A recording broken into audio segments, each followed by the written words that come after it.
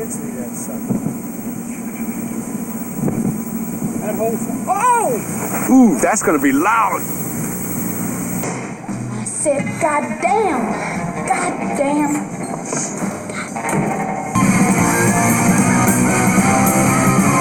It's in the dome, brother.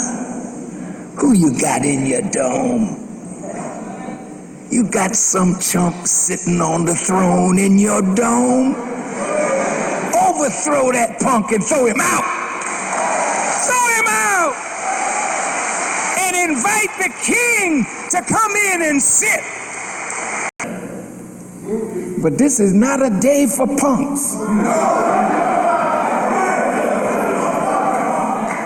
Now, if you don't have nothing you willing to fight for, you willing to die for, you willing to kill for, then this is not your day. You percent, but this 5% are all wise and know who the true and living God is, and also known as civilized people, Muslims and Muslim sons.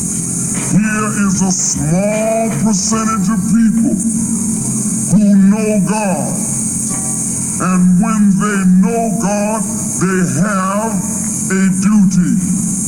And that duty is to teach what you know to those who do not know.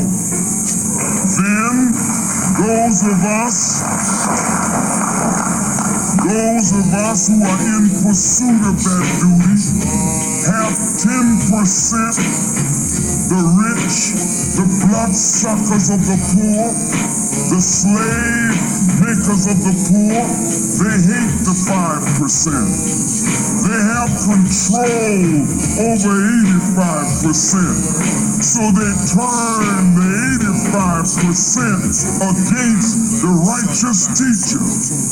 This is how they've been able to kill the prophets, kill their communities, because the leaders who are the bloodsuckers of the poor have control over the minds of the masses, and they feed the masses more lies about a righteous teacher, so that the righteous teacher will be persecuted by the 10%, not helped by the 85%, so that they can kill the righteous teacher.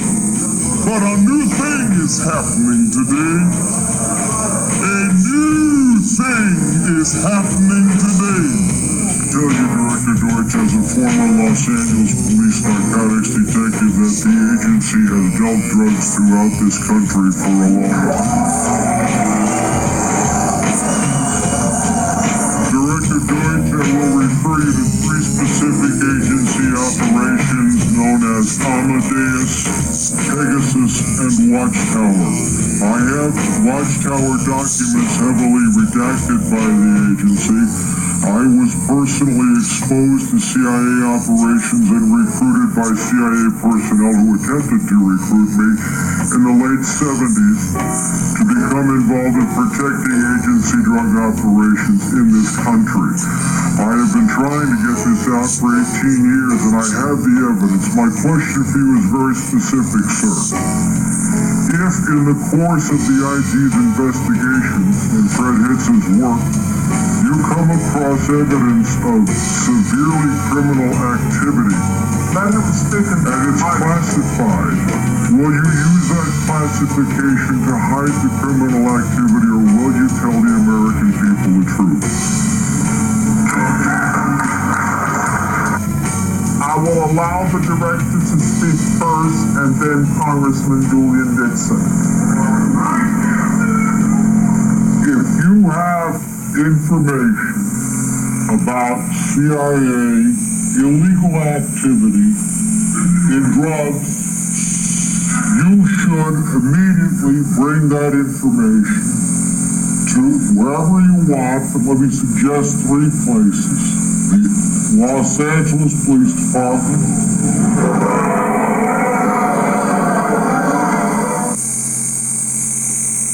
should I Xers have a checkered reputation. One of the reasons they don't like names and why someone else had to name them, it actually was Doug Coupland, who was an Xer, but it's an identity-hiding label, X. And part of it is because they don't think that their generation as a whole is going anywhere. So it's sort of like, I'm not a member of the same generation as this person right beside me, right? We also call them America's 13th generation. They are literally the 13th in a row since the first U.S. generation of Sam Adams and Benjamin Franklin. We also call them 13 because the number conjures up some of the bad luck and ill timing of their life cycle. Clarence 13X was a Nation of Islam student minister rising fast in the group's ranks in the early 60s. In 1963, just a year before Malcolm X left the organization, Clarence split with the Nation because of a disagreement over the nature of God, changing his name to Allah. He took his new philosophy to the streets and founded a group called the 5% Nation. 4 decades later, the 5%ers continued to spread their beliefs around the world with a boost from rap music. NPR's Christopher Johnson reports. Eric B. and Rakim was fast becoming a major hip-hop duo in the mid-80s. The video for their single Move the Crowd features Rakim lecturing from a podium. Behind him, there's a massive number 7, a crescent moon, and a star, all set inside an 8-point stylized sun. It's the symbol of the 5% Nation. I'm being intelligent, wise on the mic, I will rise right in front of your eyes, cause I am surprised. So I'ma let my knowledge be born to a perfection. All praises due to Allah, and that's a blessing. Rap music came along more than a decade after the 5% Nation got started. But they share some of the same language, and they were both born in New York City. The Allah School in Mecca is a small Harlem community center run by the 5%ers. In the school's small front office hangs a large painting of the late Clarence Jowers Smith. The students call him Allah the Father, the man who created the 5% Nation. Smith was born a few states south in Virginia in 1928. His mother called him Puddin'. He fought in Korea and returned to New York, where he joined the Nation of Islam and took the name Clarence 13X. Allah B directs the school and was one of Clarence's earliest students. Malcolm X was the spark that got him interested in the teachings of the Honorable Elijah Muhammad. Malcolm X had started student ministers class, so now he became a student minister. As Clarence learned more about the Nation, his own ideas diverged from the group's philosophies. The decisive rift was over the divinity of the group's founder, W.D. Farad Muhammad. The Nation said Muhammad was God.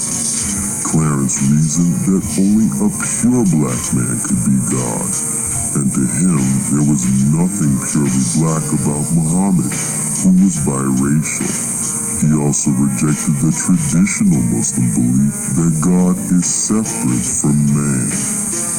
Instead, Clarence said man was God, and not just one black man, but the black man. Each black man could cultivate and eventually realize his godliness through study, meditation, and spiritual and physical fitness. To Clarence 13X and a couple of his close friends, these new ideas were a revelation. To the Nation of Islam, they were heretical. So Clarence 13X split with the Nation in 1963 and changed his name to Allah the Father. Estas palabras no son míos, es de los abuelos. First of all, these words are not mine. They are words of my ancestors.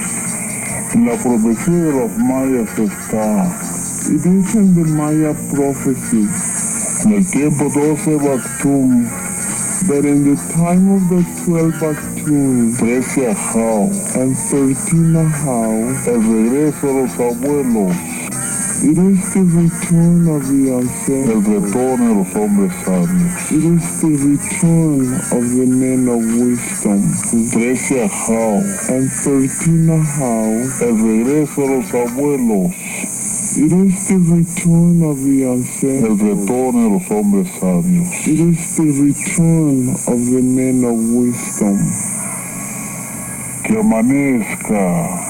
Let the morning come. Que llegue la aurora. Let the dawn come. Para que los pueblos tengan paz. For the people to be happy. Sean felices. And find peace and be happy. I never had that, okay?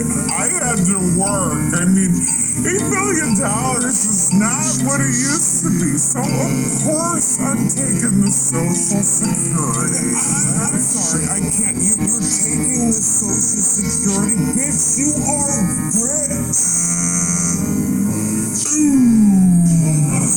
Sorry, you didn't keep your cool. It just feels so unfair.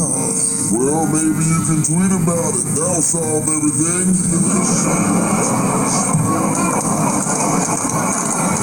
Oh, my goodness.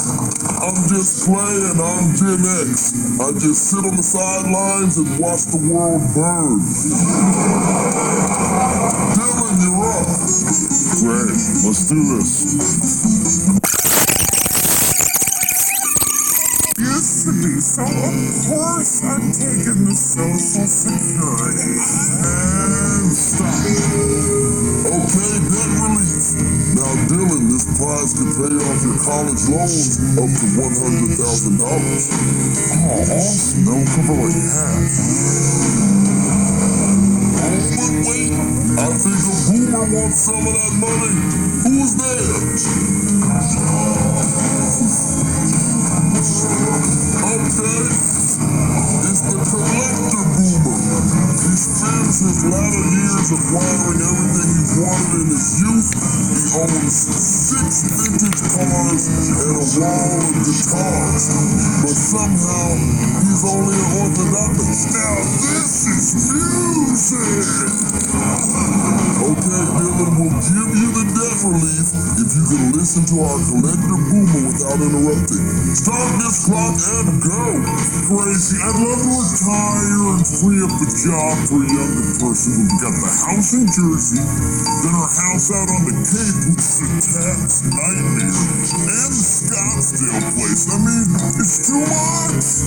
What am I supposed to do? Then so what, you dumbass? Nobody needs that many houses. Looks like Dylan left in a millennial snit. I guess he had to find a safe space.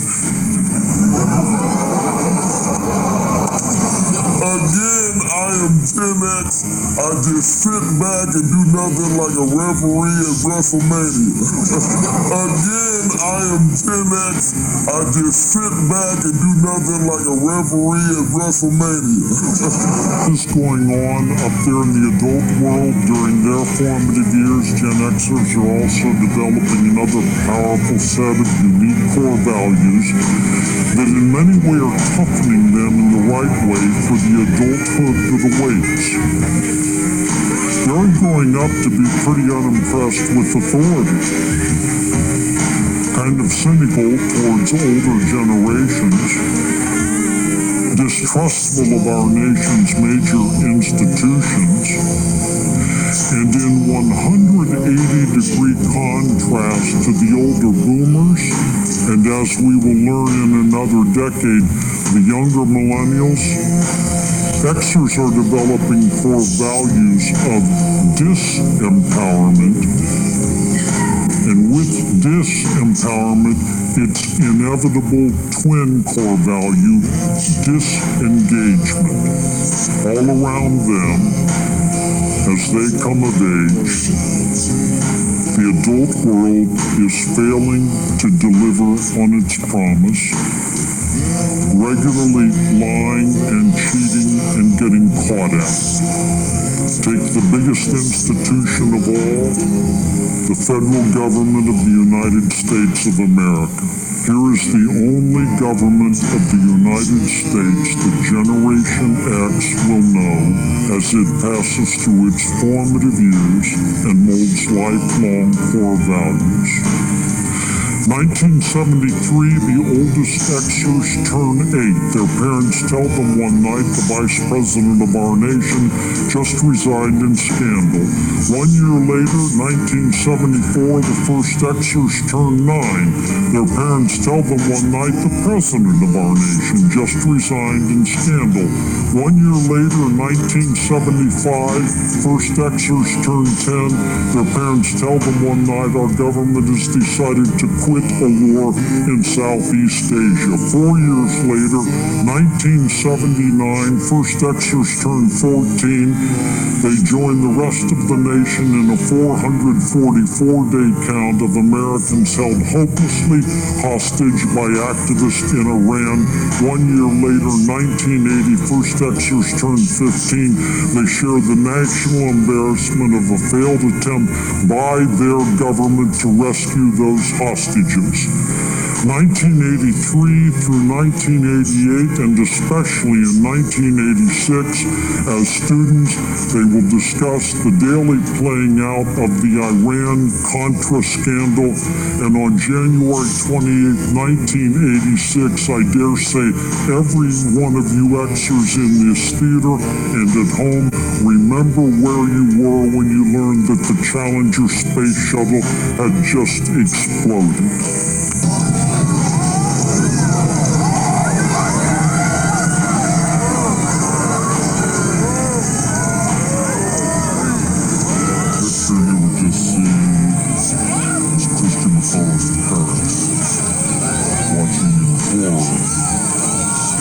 These are the students from her school.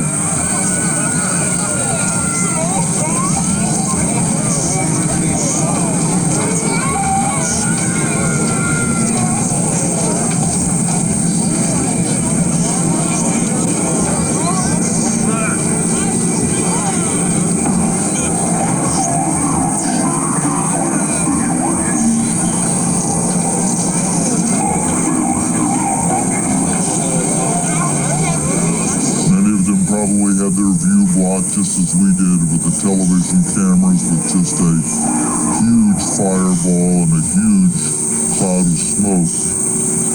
They may not realize yet what has happened.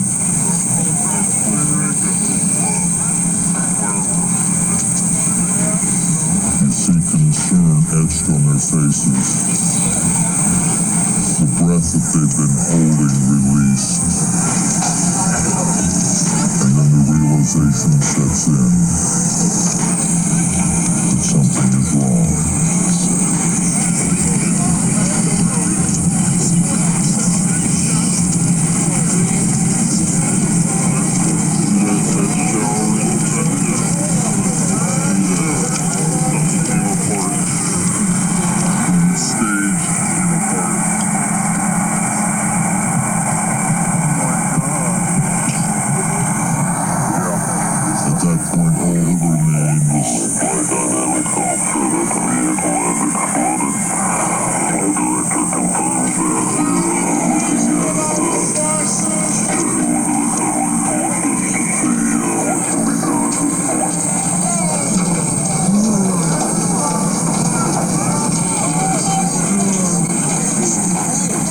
Continue into the 90s with President Clinton and Monica Lewinsky and political campaign tactics in which campaign strategists are now going to spend those hundreds of millions of advertising dollars not on educating we the people about their candidates' qualifications and beliefs, but instead using that money to attack the opponent at all costs.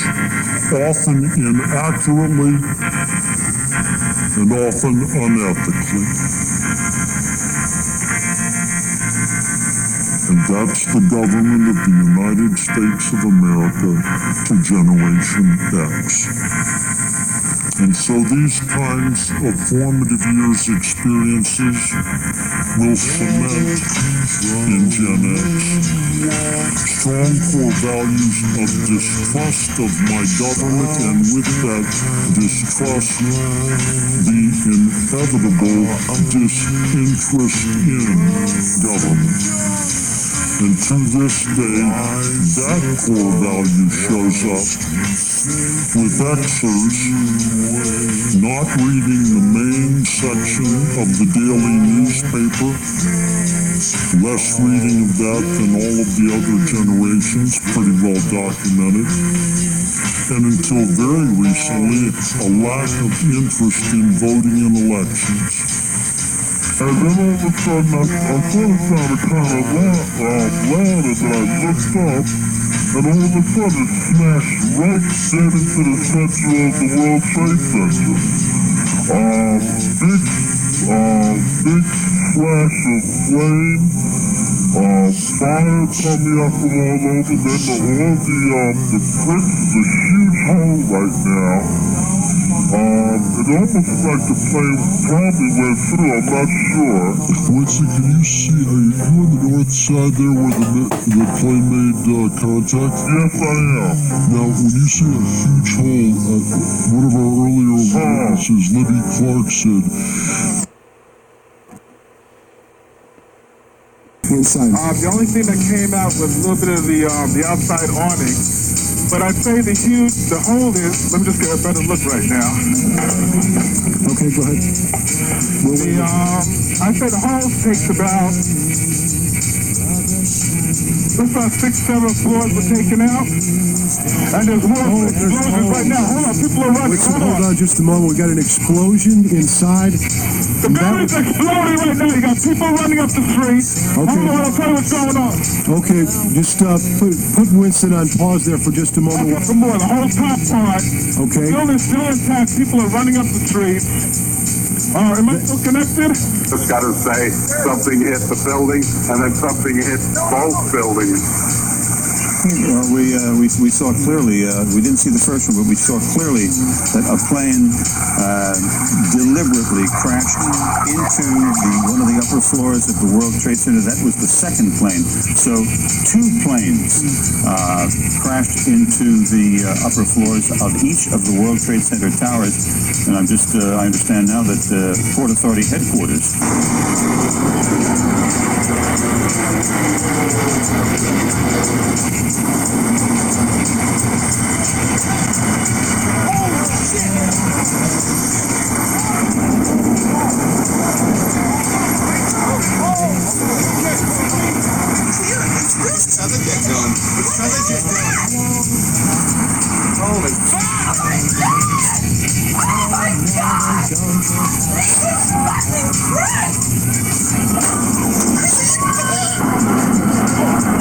The 2 towers, a huge explosion now, raining debris on all of us. We better get out of the way.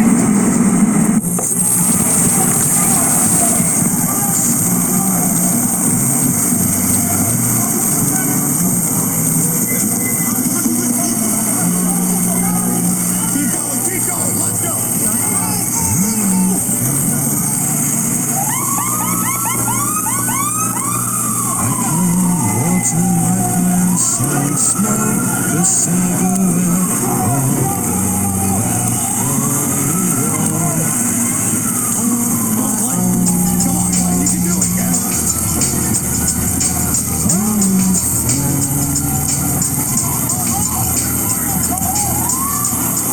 More and more fire and smoke enveloping the very top of the building. And as fire crews are descending on this area, it does not appear that there's any kind of an effort up there yet. Now remember, oh my God. That looks like a second plane. I didn't see a plane go in. That just exploded. I just saw another plane coming in from the side. You did. That was out of that. Yes, and that's the second explosion. You could see the plane come in just from the right-hand side of the screen. So this looks like it is some sort of a concerted effort to attack the World Trade Center that is underway. Was an impact. So you have no idea right now? There's another one. Another plane just hit. Right. Oh my God. Another plane has just hit. It hit another building. Flew right into the middle of it. Explosion. My God. It's right in the middle of the building. This one into the east tower. Yes. Yes. Right in the middle of the building. And right now, that was definitely looked like it was on purpose. You saw a plane? Yes, I just saw a plane go into the building. As you look at the picture from our chopper now arriving at the scene, Jim Friedel in Hoboken said it appeared to back sharply and smash directly, perhaps purposefully, into, oh my goodness, Oh, God. there's another one. Oh my goodness, there's another one. Seems to be on purpose. Oh my goodness, now it's obvious, I think, that there's a second plane just crashed into the World Trade Center. I think we have a terror attack of proportions that we cannot begin to imagine at this juncture. Oh, wow. We just saw, oh my goodness, another live picture right now. Oh my goodness. Of what I believe was a plane that just hit another plane. This would not look like an accident of any kind at this point. Another plane has hit Tower 2, the Twin Towers. You hate to say the word, but what comes to mind right now, terrorist attack. That is something that you've seen on live television just unfolding. Haven't seen anything like this ever before develop on live television in New York. It was another. Oh no. Okay. Explosion. Multiple explosions, ladies and gentlemen. We just saw another explosion. Obviously. Workers. I am reminded of a couple of things that happened recently, Dr. Gross. Not long ago, within the last couple of weeks, in fact, there was a pilot who flew. There was another one. We just saw another one. We just saw another one apparently go. Another plane just flew into the second tower. This has to be deliberate, folks. Well, that would begin to say that, yeah. We just saw on live television as a second plane flew into the second tower of the World Trade Center. Oh my word. I'm sorry I screamed. That's on purpose, Alfred. Somebody is doing this on purpose. That's on purpose, Alfred. Somebody is doing this on purpose. That's on purpose, Alfred. Somebody is doing this on purpose. Federal officials have begun a major investigation into whether someone or many people benefited financially from the evil done to the country last Tuesday. Not long before the attacks occurred, there were some financial transactions in the stock market that may indicate knowledge of the attack before it began. ABC's Antonio Mora is here. If they ever get to the bottom of it, it will be astonishing. Astonishing, no question, Peter. What many Wall Street analysts believe is that the terrorists made bets that a number of stocks would see their prices fall. They did so by buying what are called puts. If you bet right, the rewards can be huge. The risks are also huge, unless, of course, you know something bad is going to happen to the company you're betting against. This could very well be insider trading